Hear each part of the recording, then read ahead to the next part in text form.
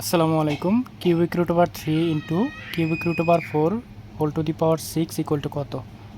Option চারটা আছে 12, 48, 36 এবং 144।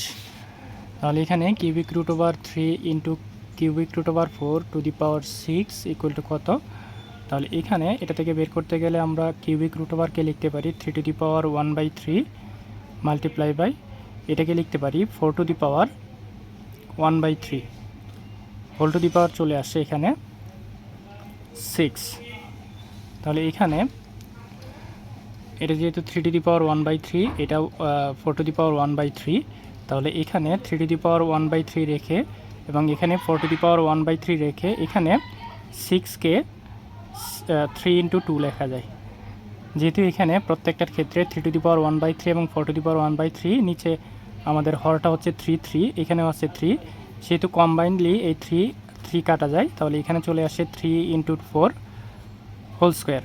তাহলে এখানে 3 4 12 হোল স্কোয়ার, 12কে হোল স্কোয়ার করলে চলে আসে 144। তাহলে 144টা হচ্ছে এটার অ্যান্সার। ধন্যবাদ।